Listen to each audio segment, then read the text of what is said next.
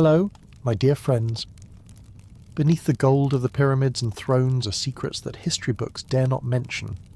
Pharaohs were not only kings, but also participants in bizarre sexual rituals that even the gods had to turn away. They mated with goddesses, masturbated in public squares, had sex with corpses, and turned virgins into sacrificial tools. Each act was wrapped in a sacred shell, but the truth was so naked it was chilling. Tonight, we will enter the world of sacred lust that the pharaohs had hidden for thousands of years. So, before you get comfortable, take a moment to like the video and subscribe, but only if you genuinely enjoy what I do here. And let me know in the comments where you're tuning in from and what time it is for you.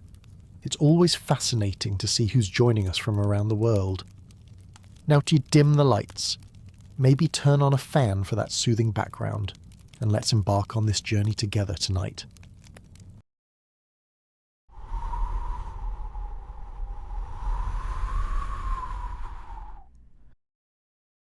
If you ever believed that ancient Egyptian pharaohs ruled with sacred discipline and divine clarity, you may want to reconsider what happened behind the closed doors of their marble chambers.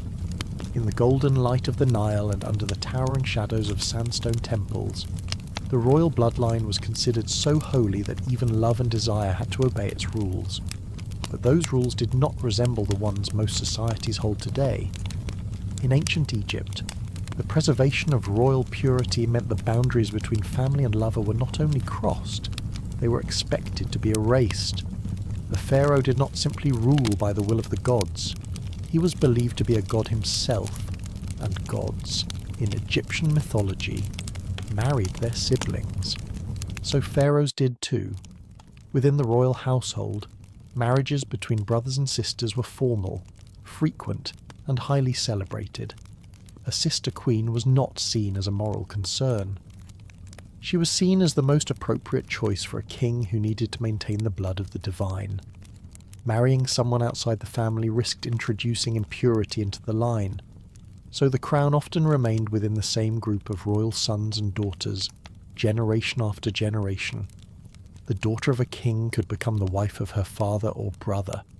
The cycle repeated itself with little resistance. The people accepted it, the priests endorsed it, the monuments recorded it. Many modern observers assume such unions were rare or symbolic, but the archaeological records suggest they were quite real. Hieroglyphic inscriptions carved into stone walls do not shy away from these relationships. On the contrary, they proudly state them. Pharaohs introduced their sister wives with full titles. Children born of these unions were honoured, not hidden. There was no shame because shame did not exist in a system that redefined morality according to divine hierarchy. What might disturb us now was once considered the foundation of order. It was not just marriages that blurred the lines. Physical intimacy between close relatives was part of a broader ideology that merged religion and biology. If Isis could marry Osiris, then a pharaoh marrying his sister was simply imitating the divine pattern. It was an act of devotion, not deviation. Compared to the modern world, where royal families marry for diplomacy or affection, the Egyptians built their system around sacred repetition.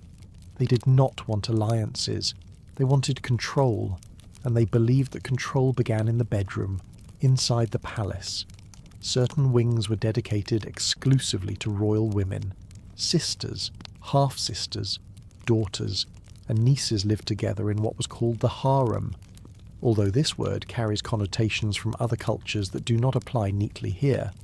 In the Egyptian case, the royal women were not secluded for their protection. They were held close for a reason. They were the pool from which the next queen would be drawn, and they knew it. Girls of the royal blood were raised to expect that one day they might be summoned to the pharaoh's side not just as family, but as wives. There was no need for secrecy. Servants prepared their chambers in the same way they would for a political marriage. The ceremonies were formal, the bedding rituals scripted by priests, and the birth of any child recorded in detail. What fascinates me is how these young women were both royalty and reproductive assets in a closed loop of lineage. They carried the same divine blood as the king, and were expected to merge it with his once more. But such closeness had consequences. Over generations, this strategy of inbreeding led to health problems that became visible even in the stone-carved statues and tombs. Some pharaohs displayed physical deformities, others died young. The infamous Tutankhamun is often cited as a victim of this system. His parents were likely brother and sister. His own health was frail, his bones fragile, and his body deformed. Yet none of these risks were seen as reasons to abandon the tradition. The purity of the blood was worth more than the strength of the body, and so the practice continued, not because it made sense biologically, but because it made sense ideologically. A pharaoh was not just a man, he was the living embodiment of a god on earth. He could not marry beneath himself, but if all others were beneath him, who could he marry? Only someone of equal status. And that meant someone with the same blood, the same womb, the same name. Sometimes, the pharaoh would take multiple wives. Among them, the queen consort was usually a sister. Other women might come from noble families, foreign lands, or even servant classes, but their offspring rarely had the same status. The children of the sister wife were considered the most legitimate heirs. Even if they were physically weaker or mentally unwell, they held a higher spiritual rank. There are cases where the incestuous bond extended even beyond the initial generation. Daughters of these unions were sometimes married back to the next pharaoh, continuing the spiral. In one chilling instance, there is speculation that a father married both his sister and, later, his daughter. Such patterns were not always documented explicitly, but the consistency of names and timelines leaves little doubt. It becomes difficult to tell where loyalty ended and obligation began.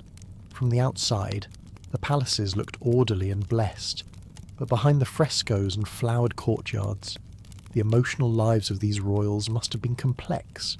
Sisters becoming brides, daughters are trained to love their fathers, brothers growing up beside their future wives. In a world where everyone wore gold and linen and everyone prayed to the same gods, what did intimacy mean? What did love mean?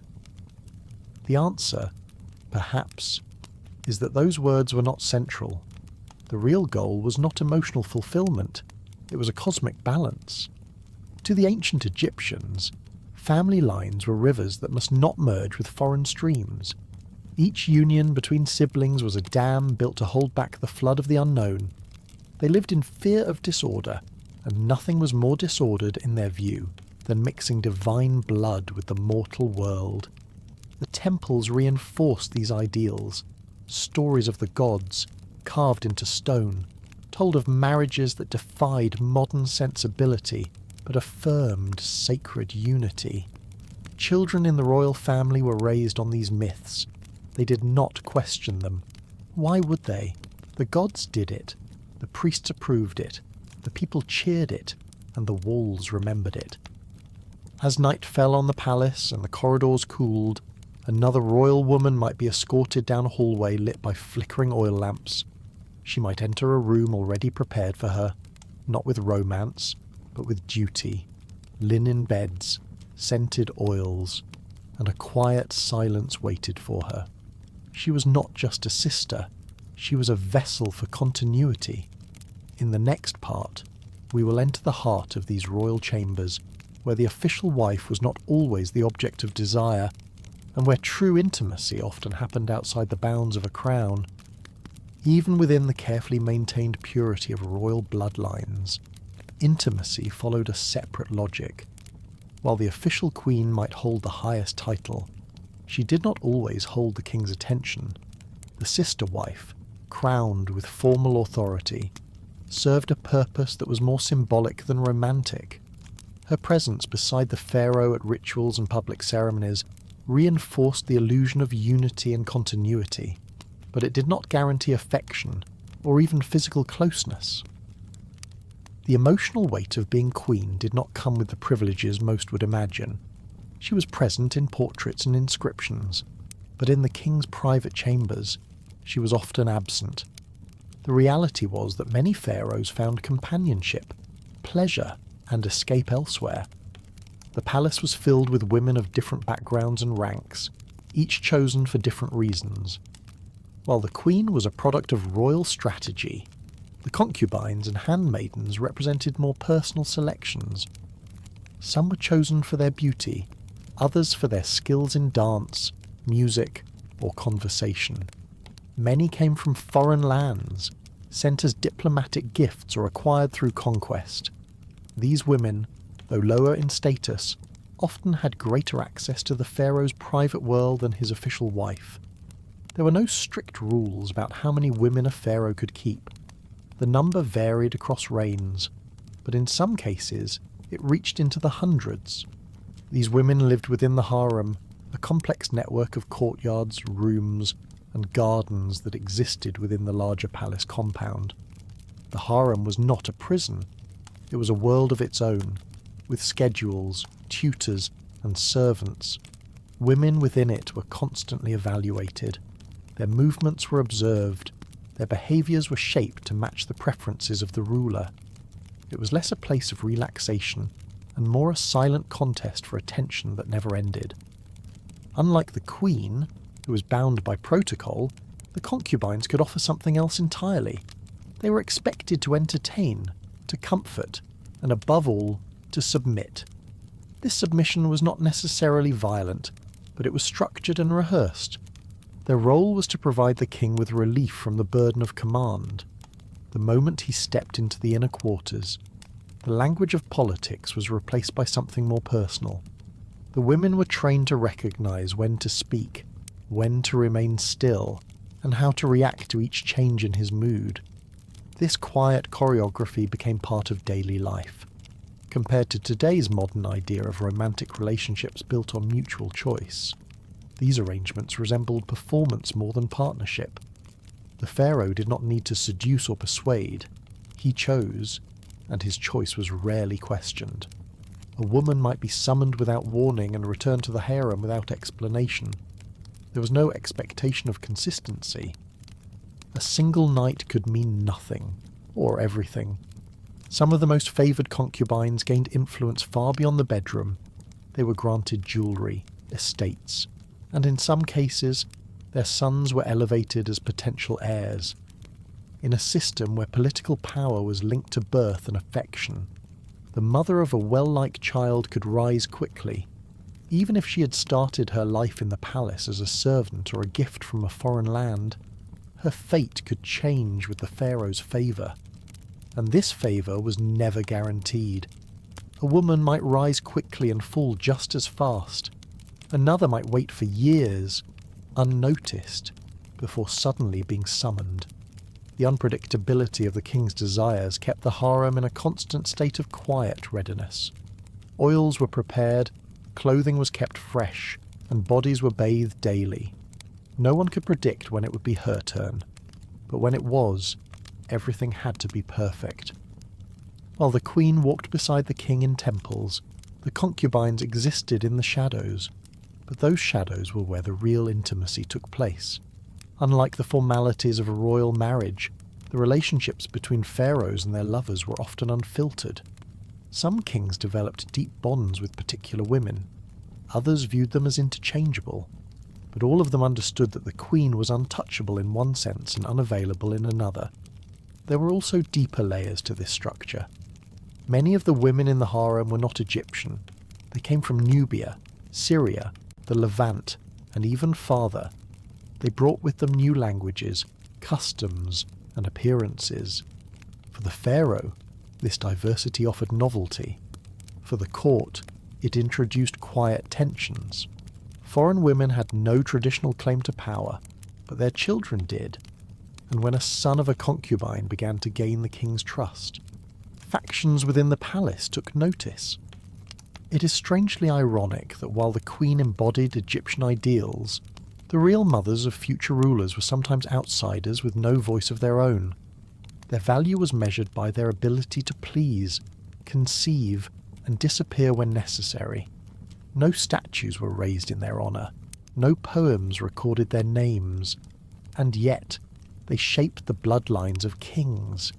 This structure created a strange duality. On one side stood the queen, silent and elevated, her image carved into temples as a model of perfection. On the other side were the many unnamed women who gave the king comfort, children, and distraction. The distance between these roles was not physical, it was symbolic. The queen was sacred, the concubine was necessary. Still, there were moments when these lines blurred.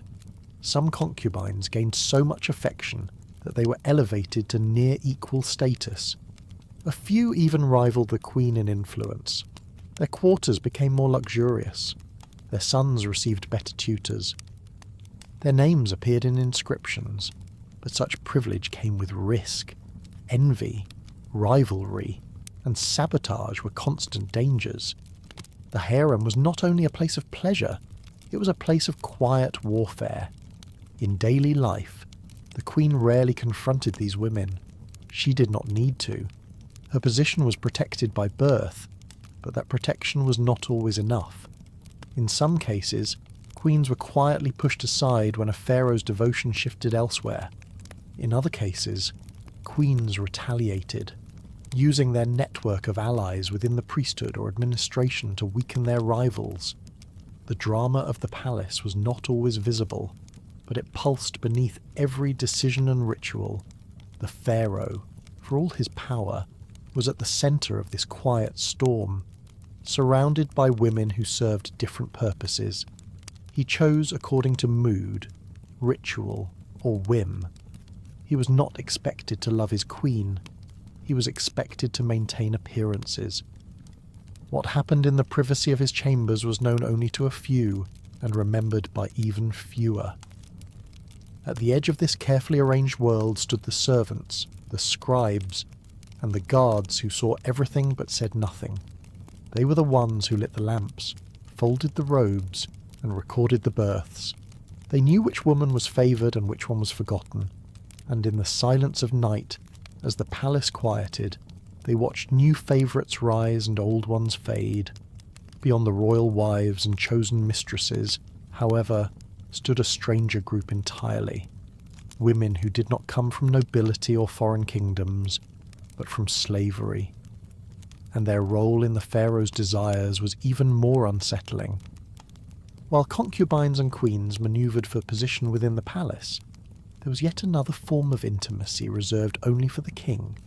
It was not shared in private. It did not happen in shadowed halls or scented chambers. Instead, it was performed under sunlight, before priests, soldiers, and sometimes the watching public. It was a ritual, and it was called the Divine Union. Each year, in one of the most elaborate religious ceremonies of the New Kingdom, the pharaoh was expected to perform a sacred act that mirrored the myth of Isis and Osiris. According to legend, the goddess Isis resurrected her slain brother-husband Osiris and conceived the god Horus with him.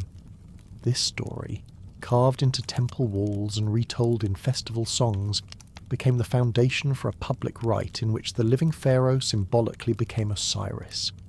And to complete the myth, a woman was chosen to become Isis. The union had to be acted out. The woman selected was no ordinary citizen. She was a high priestess, trained from youth to serve in sacred rites. Her education included rituals, hymns, and bodily discipline. But her most important role came on the day of the Divine Union. She would lie beside the pharaoh in a designated temple space, her body anointed with oils, her limbs arranged according to specific instructions. She was not merely pretending to be a goddess. In the eyes of the audience, she was the goddess. The setting was carefully prepared. The temple space was cleansed days in advance. Fresh linens were laid out. Incense burned constantly, masking the scent of sweat and anxiety. Stone basins held perfumed water. Statues of the gods stood at the perimeter.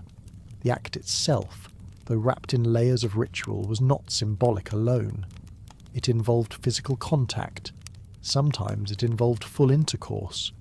The purpose was to recreate the divine conception, to bring Horus into the world once again. Even if only through performance, this event was not hidden. The court was present. High-ranking officials, priests, and military commanders were expected to witness. Their presence was not for pleasure, but for verification. If the pharaoh was to be recognized as a living god, the moment of divine union needed to be witnessed, accepted, and sealed. It was one of the few moments in history where sexual performance became a requirement of legitimacy. The priestess involved did not choose the role. She was trained for it. From the moment of selection, her life was shaped toward this one moment. She was instructed not only in rituals but in posture, breathing, and stillness. Her body became part of the temple's liturgy. In many cases, she remained unmarried for the rest of her life. Her participation in the divine union elevated her status, but it also removed her from the rhythms of ordinary existence. Compared to modern ceremonies where power is transferred through words and oaths, this ritual transferred authority through flesh.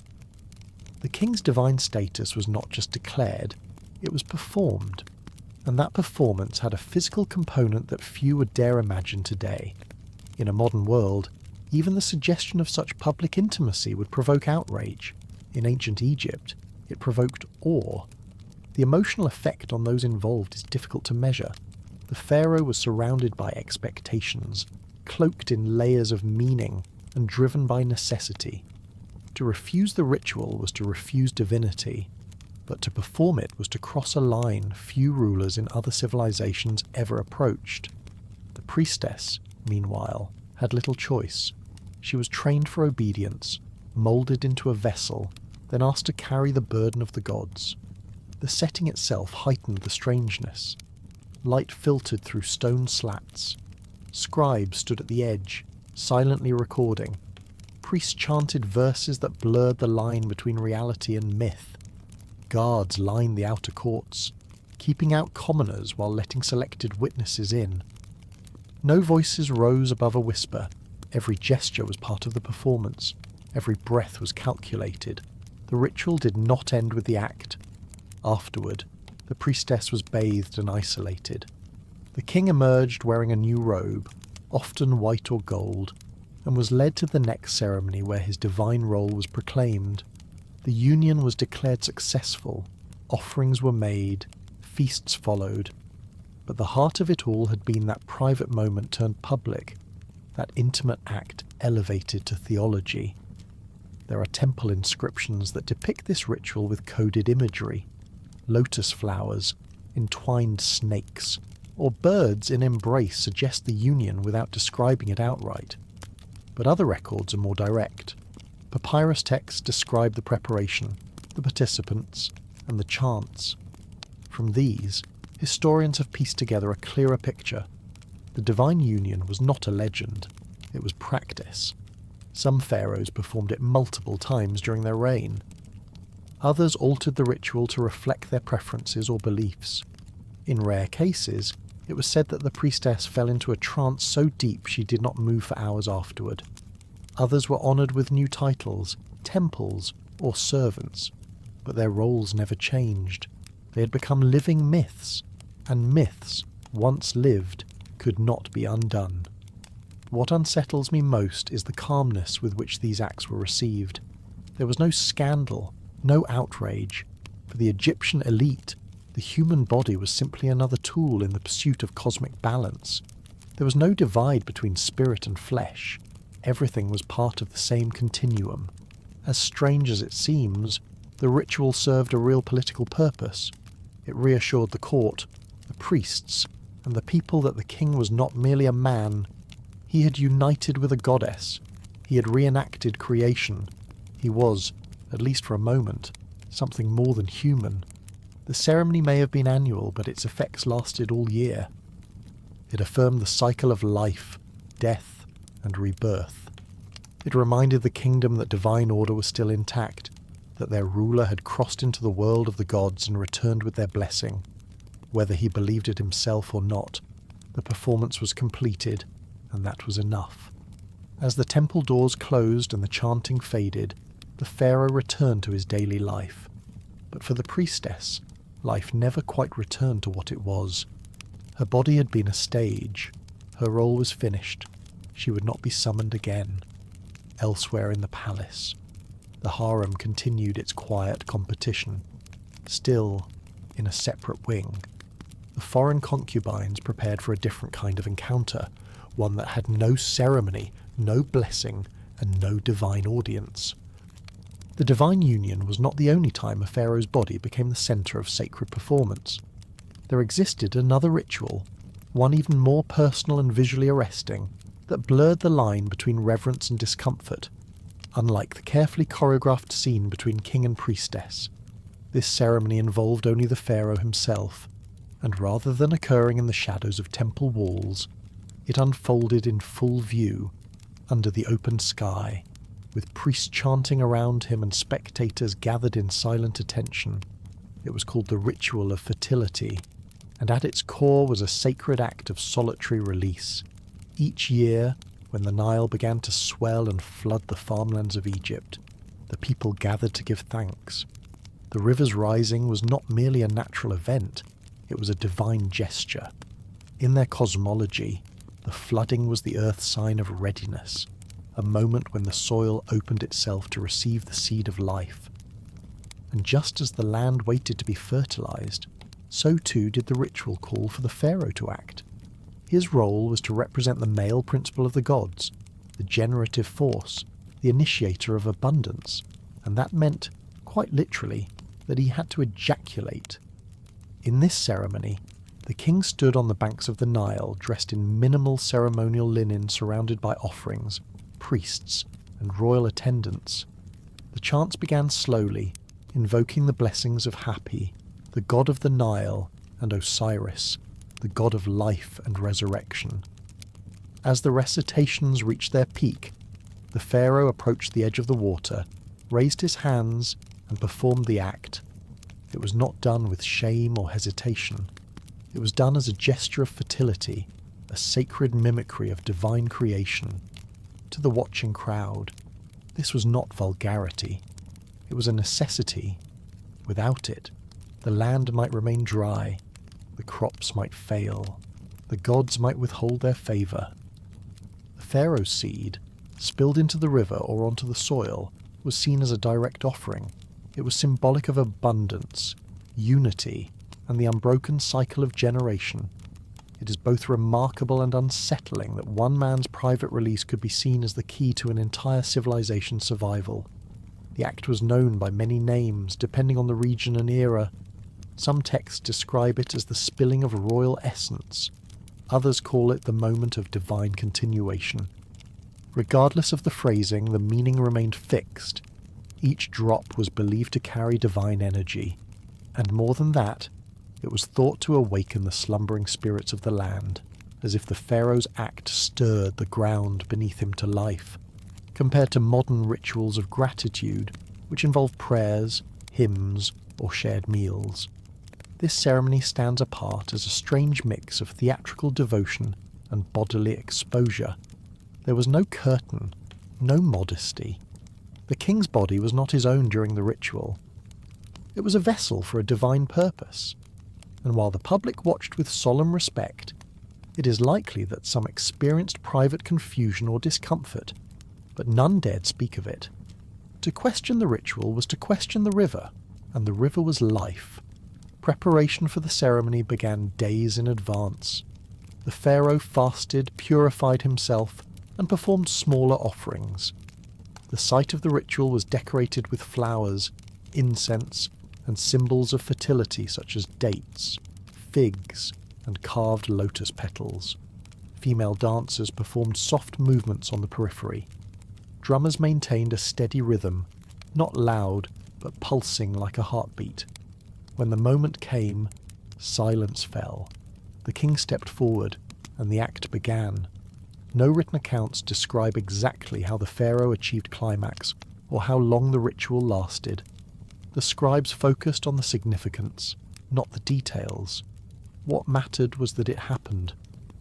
And once completed, the ceremony concluded with cheers, the release of doves, and sometimes the lowering of water jars into the Nile to collect what was believed to be blessed by the king's essence. Some scholars debate whether the ritual was always physically performed or if, In later periods, it became more symbolic, but early records, particularly from the Old Kingdom, suggest that the act was indeed literal. One passage carved into a temple wall refers to the hand of the king rising to summon growth, a poetic but pointed description. Another depicts a figure crouched near the bank, arm outstretched, fluid descending toward carved waves. This may seem unimaginable today. A ruler, exposed in public, performing an act of self-pleasure for spiritual reasons. But the Egyptian view of the body was different. It was not compartmentalized into sacred and profane. It was a tool of ritual, a participant in theology. The pharaoh's hand was not merely a limb, it was a divine extension. His seed was not just biological matter, it was sacred fluid. What surprises me most is how easily the private became public in these ancient rites. Acts that today would be considered shameful were, in that context, acts of piety. The boundaries between flesh and faith were thinner, more porous, and the king, despite his status, was not immune to vulnerability. In that moment, he stood alone, stripped of decoration, performing for gods and mortals alike, for the women in the palace, watching from afar or hearing whispered reports. The ritual might have had different meanings. It was a reminder of the king's singular role, a reminder that no matter how intimate their nights with him had been, the truest form of devotion was solitary, shared only with the earth itself. No queen or concubine could replace that moment of offering. Some later dynasties altered the ritual. They moved it indoors, they assigned proxies, but the spirit of the ceremony remained. The act of creation, even if reduced to gesture, was too important to abandon. Without it, the balance of nature and power might tip, the waters might stay still, the gods might turn away. And so each year, as the river rose, the people waited, not just for rain, or sun, or seed, but for the king to do what only he could do, to unite with the land in the most literal way, to give of himself, not in war, or law, or speech, but in an act older than kingship itself. Afterward, as the music resumed and offerings were cast into the water, the pharaoh returned to the palace. He was bathed, clothed, and escorted through halls filled with lilies and date palms. But the ceremony lingered in the minds of those who had seen it. The sight of a god, alone in his offering, could not easily be forgotten. Elsewhere, behind veils and closed doors, another kind of ritual waited, one not performed alone, but with those who could not refuse. Women chosen not for their bloodline or beauty, but for their submission. Far from the public rituals on the banks of the Nile, where the pharaoh's body became a vessel of divine fertility, there existed another rite that was known to far fewer people. It was not written on public walls or celebrated with flowers and dances. It took place in darkness, in silence, and it involved a belief so deeply embedded in the fear of death and the longing for rebirth that even those who served the king hesitated to speak of it.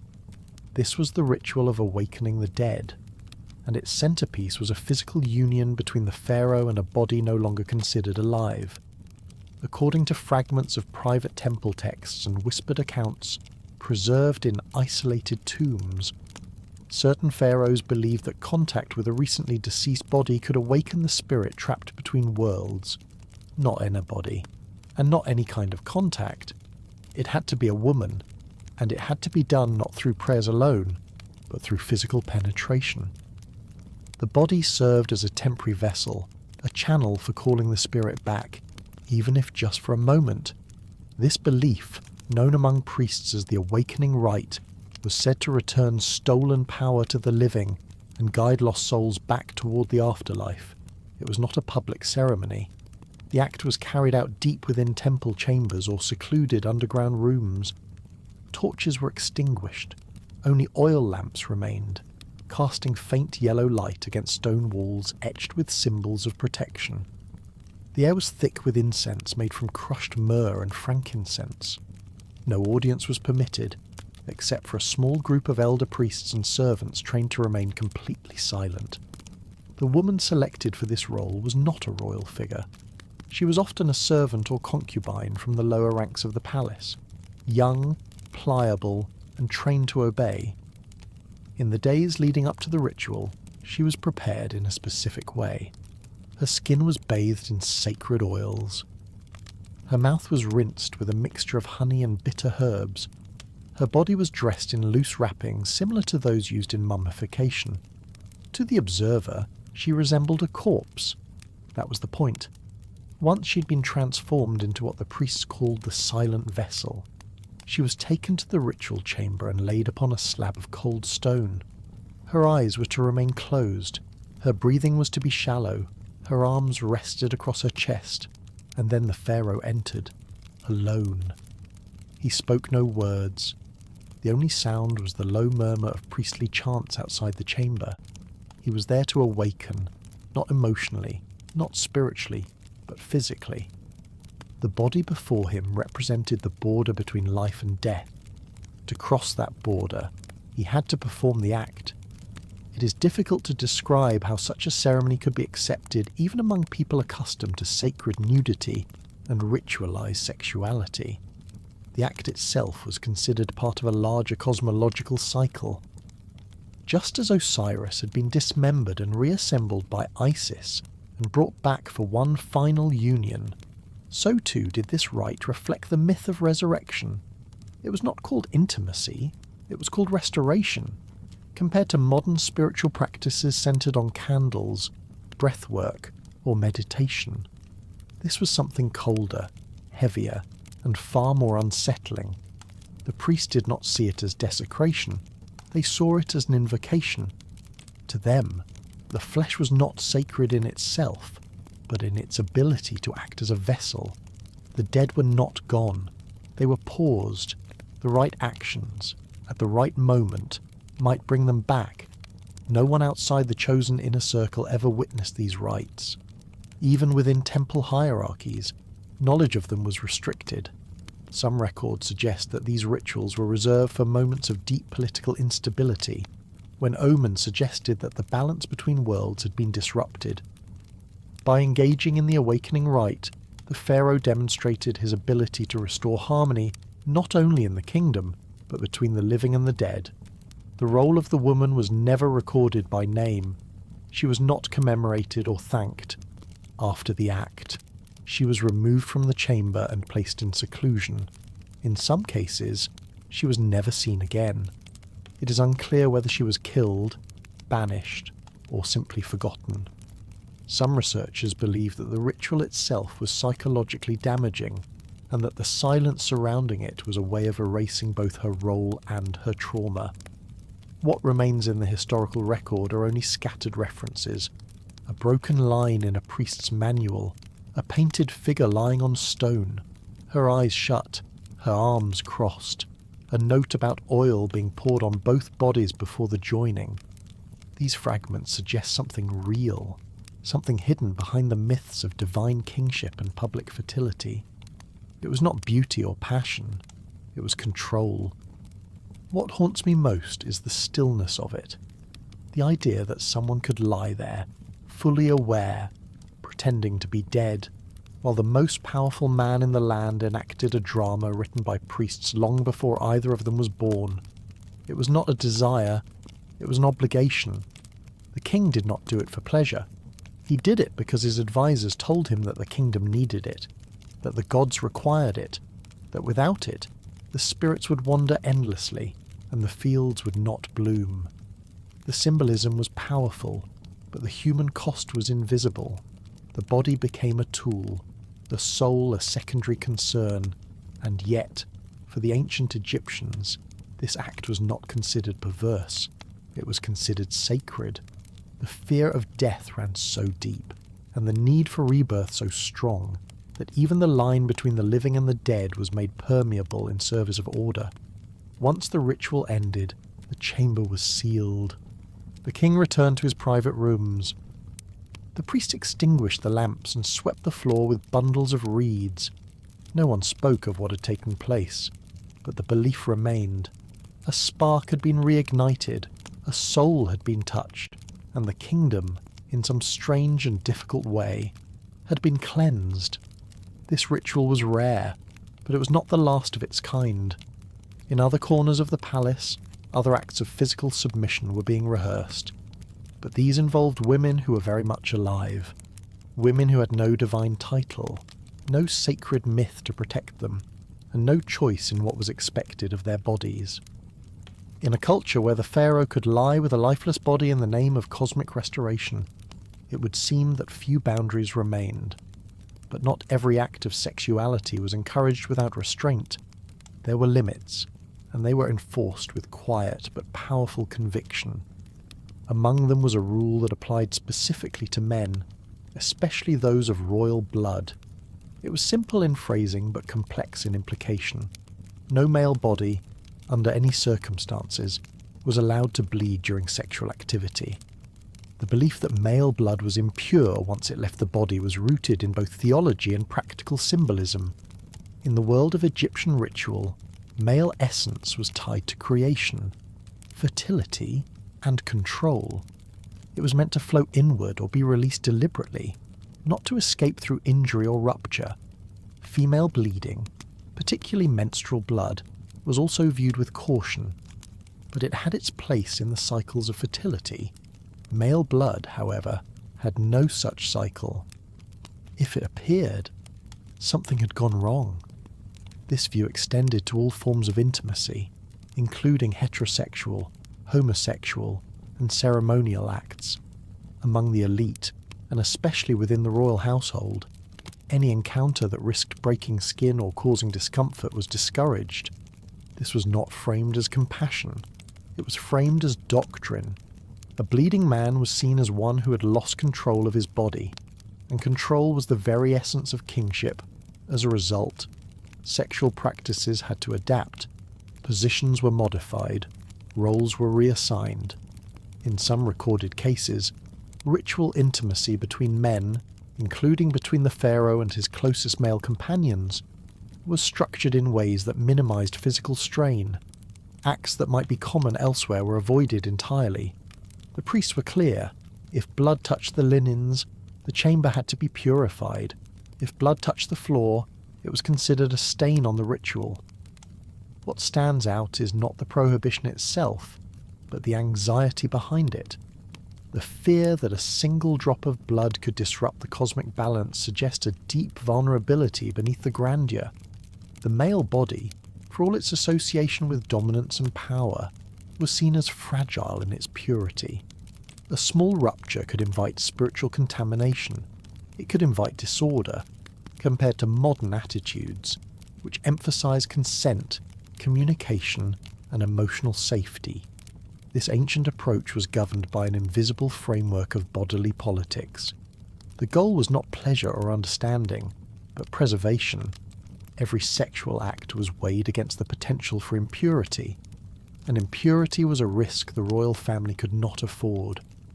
This concern influenced palace life in subtle but pervasive ways.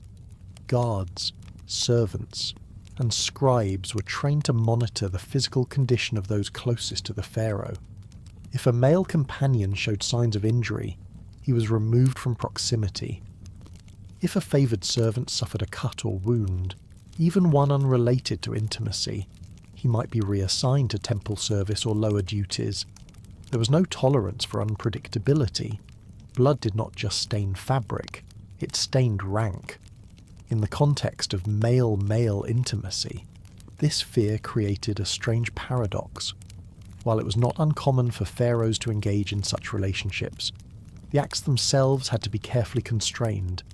Penetration, if performed at all, was shallow and controlled. In some cases, substitutes were used. Objects made from polished ivory or soft stone, carved with symbolic shapes, were employed in place of direct contact. These objects were considered safer, cleaner, and more manageable. It was also common to assign ritual roles that placed one man in a passive position, often referred to in temple records as the receiver of breath. This title suggested spiritual submission rather than physical dominance. The act was choreographed to emphasize symbolic transfer rather than bodily pleasure. The goal was unity, not climax. What intrigues me most is how the fear of contamination shaped not just rules, but behaviours and identities. To be penetrated was not shameful in itself, but to bleed was. To show signs of damage was to suggest weakness, and in a system where weakness had no place, men learned to conceal, adapt, and in some cases, abstain. This extended even to grooming. Royal men, especially those serving in ritual or intimate roles, were kept under constant physical inspection. Their skin was shaved, their nails were trimmed. Any abrasions or signs of inflammation were noted by palace healers. Ointments made from beeswax and lotus resin were applied to prevent chafing or infection. There was an entire science, built in silence, designed to keep the male body intact. Priests sometimes served as enforcers of this purity. Before certain ceremonies, they examined the participants, not just for cleanliness, but for signs of bleeding. Even a cracked lip could lead to dismissal. The emphasis on seamless flesh became part of the larger obsession with unbroken order. Just as a chipped statue had to be restored, so too did the body need to remain whole. These restrictions may seem excessive, even oppressive, but they were consistent with a worldview that feared disorder above all. Egypt was a land built on the rhythm of the Nile, on the certainty of cycles. Anything that fell outside that rhythm was suspect, and nothing disrupted the rhythm more than uncontrolled bodily fluids. This belief also affected how punishments were administered. When a male servant or consort was disciplined, it was done with soft implements, wooden rods wrapped in linen, flat paddles carved from palm wood, or bundles of reeds soaked in water. The goal was to bruise, not cut. Pain was allowed, blood was not. A bleeding servant was a problem. A bleeding noble could be a scandal. Even the tombs reflect this concern. Male mummies were often wrapped with additional care. Special resins were used to seal the skin. Internal organs were removed with minimal incision. The belief was that a male body should return to the earth as intact as it had lived. To arrive in the afterlife with a cut or open wound was to arrive impure, and so the rituals continued. Intimacy remained, but always under watchful eyes.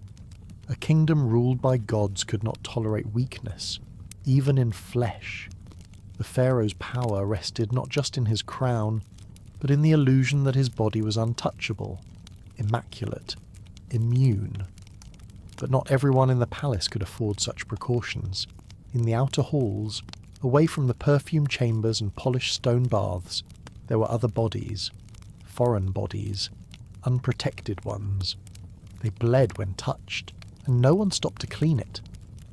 While the royal men were shielded by layers of ritual and rule to protect their bodies from the smallest wound, others in the palace system were not granted such concern. For them, the body had no boundaries. There was no protection, no inspection, and no priest waiting to stop a violation. Among the most silent figures in this elaborate structure were the slaves assigned to the temples, particularly the women selected for a function rarely recorded in official history. They were not there to clean or chant or light incense. They were offered to the statues of gods as vessels of stimulation. In several sacred sites, especially those dedicated to fertility deities like Min or Hathor, rituals involved the physical presence of female slaves whose role was to awaken or maintain the divine energy of the god's image. The statue itself, often carved from stone or wood and overlaid with gold leaf, stood at the centre of the sanctuary. It represented the god, not as a symbol, but as an active, living force. And for that force to remain potent, it had to be aroused. To do this, women were chosen and trained in how to stand, how to breathe, and how to remain still for long periods. Their clothing, if it could be called that, was made from transparent linen soaked in oil to cling tightly to the skin. Their hair was perfumed and shaped into coils. Their bodies were positioned into specific poses, often with hips forward, arms raised, or legs spread slightly apart. These stances were not random. They followed a script known only to the temple keepers. Each pose corresponded to a different divine mood. These women were not allowed to speak during the ceremony. They were told to look at the statue, never away. They could not flinch or shift, even when the air grew cold or insects landed on their skin. They were expected to become living extensions of the god's desire. The priests called them receivers of presence. The term suggested a passive role, but the reality was more active, more invasive, and more enduring than the word implies. What strikes me most is the intensity of stillness these women had to maintain, not as a meditation, but as a performance of complete surrender. They were required to embody not devotion, but invitation. Their very posture had to signal that they were available, that they had no will of their own, that their presence was an offering, compared to modern religious rites, where symbolism often takes the form of candles or chants. These practices used human bodies as direct tools of worship. There were no metaphors. The message was physical. The gods did not require offerings of food or incense alone. They required stimulation, and this stimulation came through the flesh of those with no voice. In certain festivals, the acts extended beyond the symbolic. In rare and disturbing instances described in obscure temple records, priests physically interacted with the women under the pretense of transferring divine energy. The logic was always the same. The god's spirit entered the statue. The statue's desire transferred to the priest. The priest's touch transferred it to the woman. In this chain of reasoning, consent disappeared. Not every temple practiced this.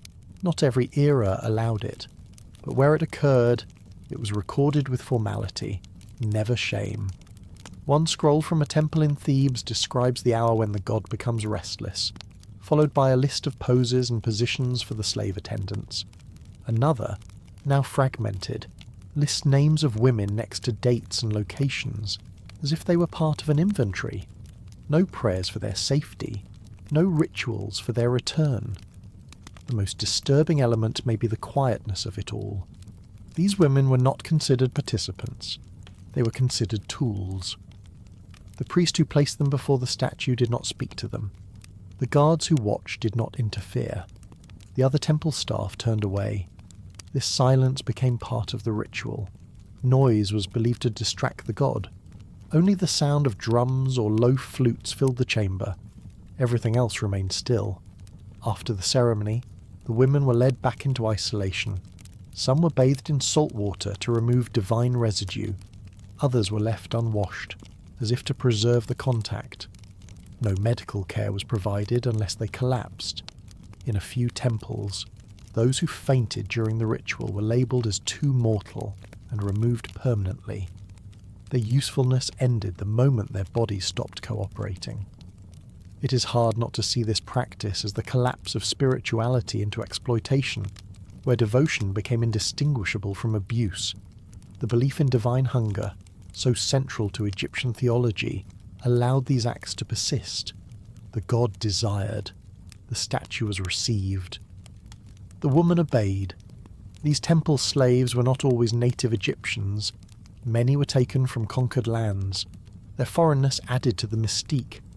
Priests believed that women from distant regions held different energies, perhaps more potent or more receptive. Their skin was unfamiliar. Their tongues are foreign. Their presence is exotic, and therefore ideal for divine service. No part of their background was relevant once selected. They were renamed, their pasts erased. Their roles are defined entirely by ritual. Even their menstrual cycles were monitored, not for health, but for scheduling. A woman who bled was unclean. A woman who ovulated was ideal. They were moved from one temple to another, sometimes loaned between cities, depending on the needs of the god and the confidence of the priests. And yet, their faces remain invisible in history. No statue was raised for them. No tomb honoured their service. They were not wives, not queens, not even concubines. They were the hands, the hips, the breasts that the gods were believed to gaze upon, and when the ritual ended they vanished behind veils, replaced by others. The pharaoh himself rarely attended these ceremonies. His role in temple life was more symbolic, more distant, but he approved the structure that allowed them. His priests acted on his behalf. His silence gave permission. This intersection of worship and violation created a space where belief could excuse almost anything. The women were not considered harmed. They were considered elevated. To be touched by a god, even indirectly, was framed as an honour. But the body remembers. The muscles that trembled from hours of stillness. The lungs that held breath through suffocating incense. The eyes stared into the hollow gaze of a golden statue. These women carried the weight of gods, not in crowns or titles, but in silence. Outside the temple walls, other rituals unfolded with less ceremony but no less control.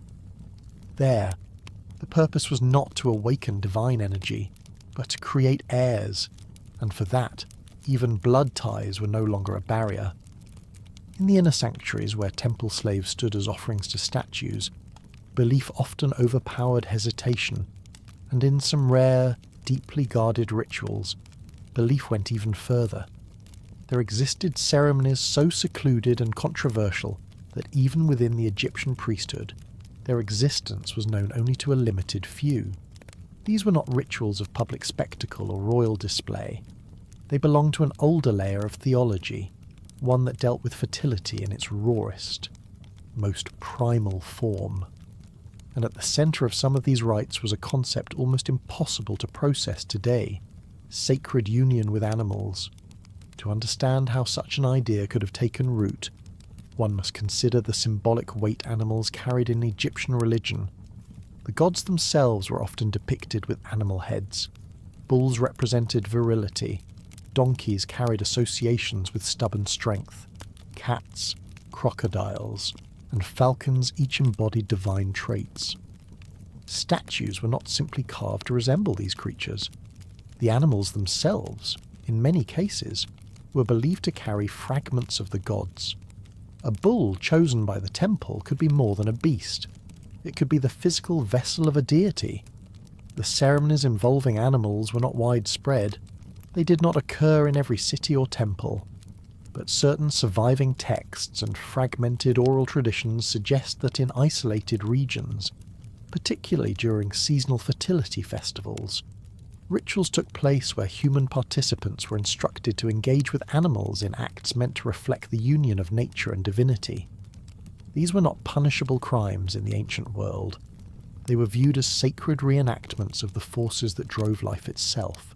The participants were never commoners. They were temple specialists, often women raised within the religious system from childhood. Some were called divine attendants. Others were ranked among the lesser priesthood. Their roles in public rites involved singing, dancing, or performing cleansing duties. But in these hidden ceremonies, their duties shifted. Their bodies became tools of invocation. What makes this practice even more disturbing is that it was not spontaneous or chaotic. It was carefully arranged, timed, and performed under supervision. The temple prepared the space. The animal was selected and cleansed. The participant fasted, bathed in milk and honey, and was anointed with lotus oil. Robes were removed. The animal was tethered in place. And then the act was carried out. Compared to symbolic fertility rites in other ancient cultures, where acts were mimed or suggested, this went further into territory that modern ethics cannot reconcile. The union was not figurative. It was believed to generate a field of energy, to stimulate the ground, to echo the mythical moment when gods first shaped flesh and breath. No audience was allowed, but a small group of elder priests and temple scribes stood nearby. Their presence was not voyeuristic, it was official. They were witnesses, tasked with affirming that the ritual had taken place correctly.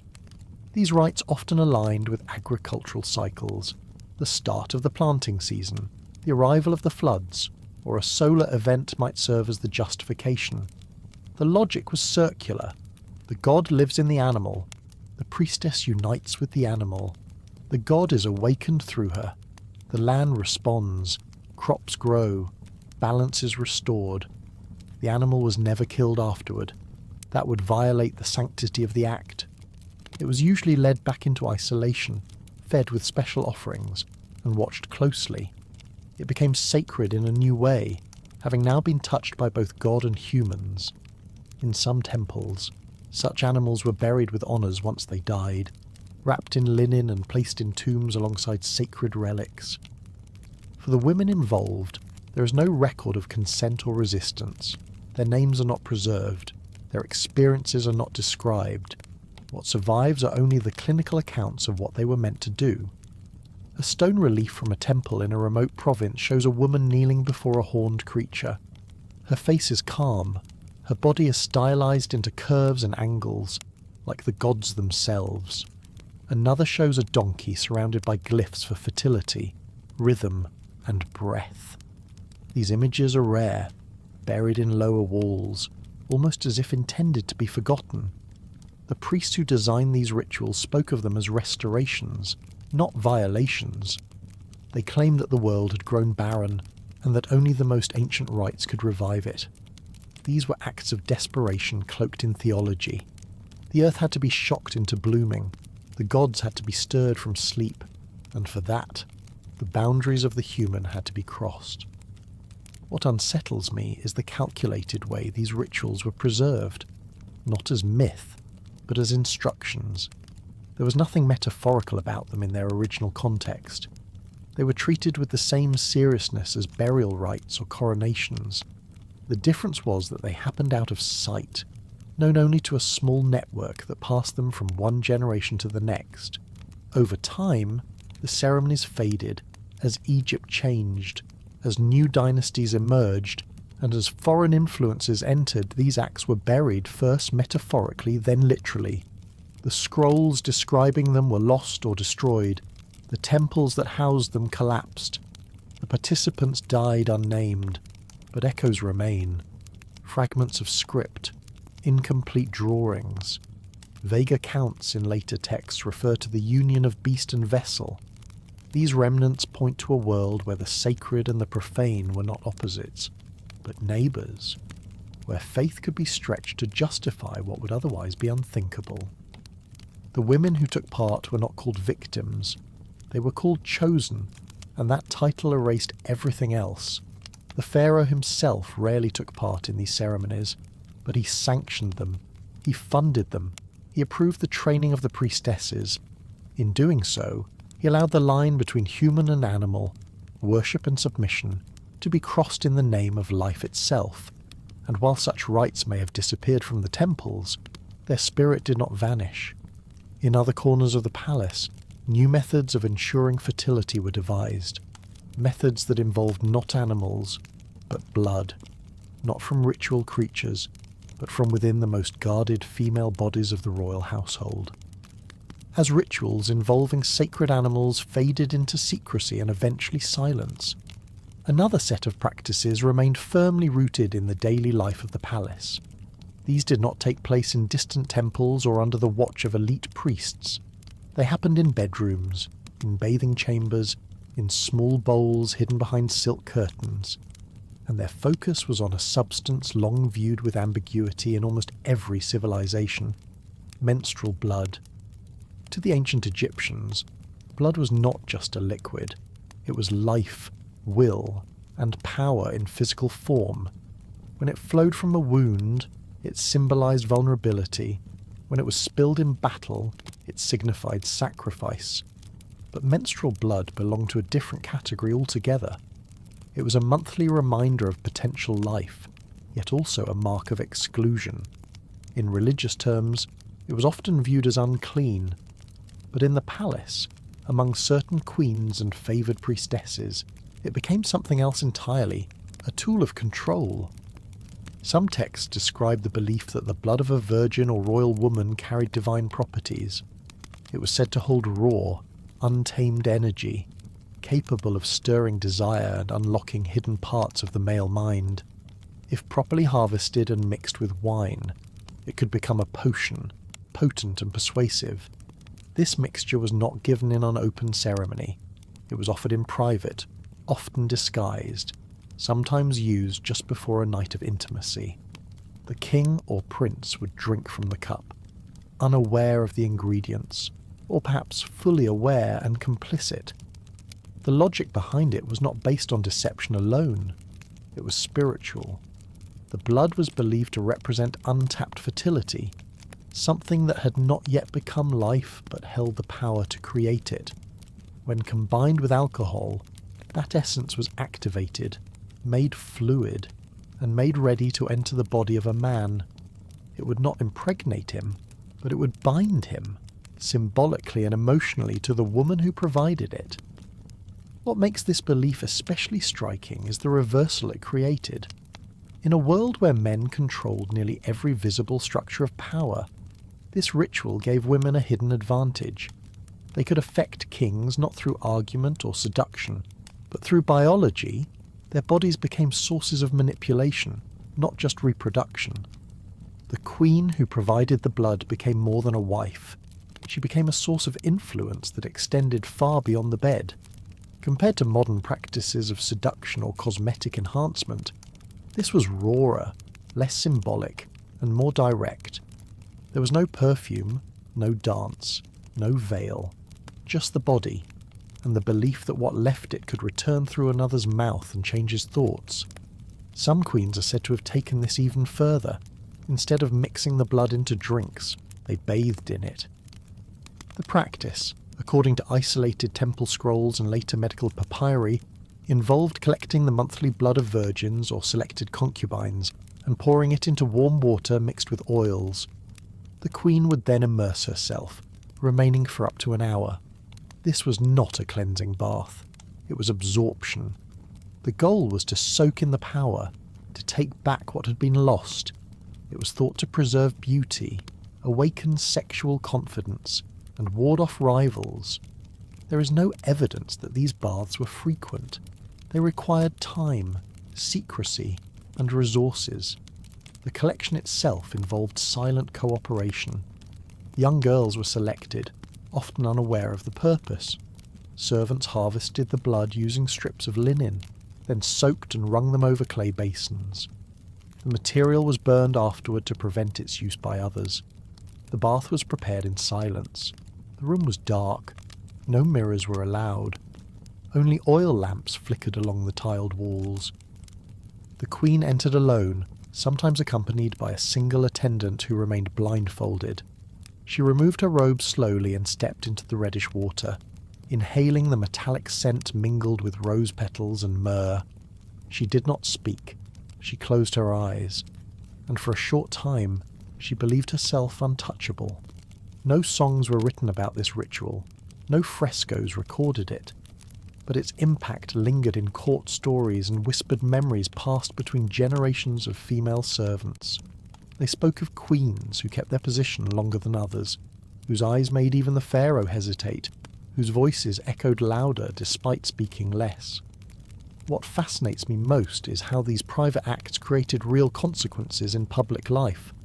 A king might change his decision, a general might be denied access, a concubine might disappear, and no one could explain why. But the queen's gaze told its own story. Some scholars have tried to dismiss these practices as legend. They argue that such rituals are unlikely, unproven, or exaggerated. But ancient Egyptian culture thrived on blurred boundaries between gods and men, between myth and rule, between the physical and the spiritual. It is not difficult to imagine that in a world obsessed with order, a woman might find her own way to assert power. Even the concept of purity in Egyptian thought was flexible. What one priest called impure, another called sacred. Menstrual blood sat on that line. It could exclude a woman from temple duties, yet elevate her in the eyes of those who believed in its hidden strength. That duality was not accidental. It allowed women to operate from the margins, always visible, always dangerous. There is no record of how the men felt about this. No writings express disgust or desire, but the silence itself speaks volumes. In a kingdom ruled by rituals and omens, a king who drank from the cup could not admit what he had swallowed. To speak it was to lessen it. To ignore it was to remain under its influence. These rituals rarely reached outside the palace. They were not for common women, not for the market or the village. They belonged to the upper halls, the marble floors, the scented corridors, and within those walls, power moved in whispers, in scents, and in fluids too taboo to name aloud.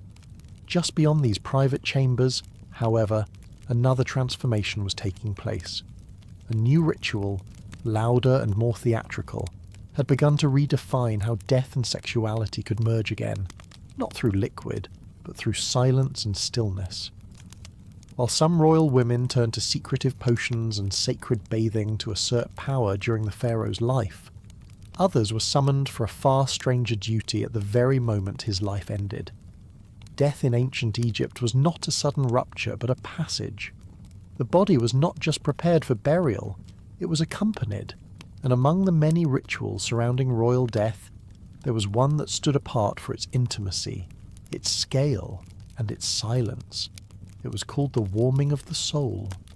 The ritual began the moment the pharaoh's final breath was confirmed. His body was not immediately removed to be embalmed. Instead, it was laid out on a ceremonial platform, washed in oils and surrounded by flowers and burning myrrh. Attendants cleared the chamber of men. Only selected women were allowed to enter, and they were told to remove their garments. Not one, not a few, dozens.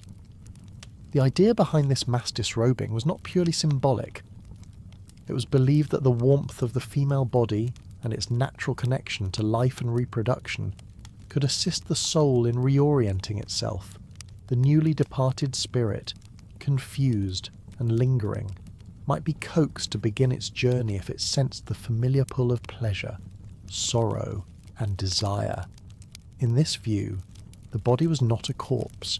It was a vessel suspended between two realms, and the women became the bridge. The participants included royal concubines, palace servants, and sometimes even noble daughters sent by allied families. Each had been prepared for this role well before the moment arrived. They were trained to express grief in a stylized way, moaning, rocking, swaying in rhythm. But alongside the mourning came another instruction: touch, whisper, stimulate. A few were selected to lie beside the corpse, pressed skin to skin. One or two were guided to straddle the body, moving slowly, eyes closed, mouth silent. What strikes me most is the convergence of grief and intimacy in this space, where emotion and ritual became indistinguishable. These women were not offering affection, they were offering passage. The belief was that a dead king might hesitate to leave if the body remained cold, but if it was warmed by human contact, if it was surrounded by familiar forms and the scent of life, the soul might loosen its grip and rise. Compared to modern funerals, which separate the physical from the ceremonial, this rite pushed both together into a single, unsettling moment. There were no prayers from a distance, no hands folded in silence. Everything was immediate. The tears were real. The touch was structured. The heat of the living was given freely to the dead. Descriptions of the ritual come from a book known in fragmented form today as the Book of Divine Rebirth. Preserved in tomb walls and scratched into temple columns, it refers to the gathering of the body's breath, a process that involves female mourners encircling the king's form and calling the soul with their warmth. One line, damaged but still legible, instructs the women to move without sound, to remind the flesh of its journey. Another warns not to stop until the skin grows cold again, a sign that the spirit has lifted. There is no mention of male participation. The role of men in the ritual was limited to preparation and protection. They escorted the women in. They stood guard outside. They lit the lamps, but they did not witness the act itself. This was a rite of women, both sensual and sacred, hidden from male eyes and recorded only in symbols. The chamber where this took place was never reused. After the ritual, the body was transferred to the embalming table. The room was sealed. Sometimes it was destroyed. The women were led away, bathed in silence. Some returned to the harem, others vanished from the record. In rare cases, inscriptions list a woman's name with the title "She Who Warmed the Throne," a phrase that carried quiet power but no further explanation.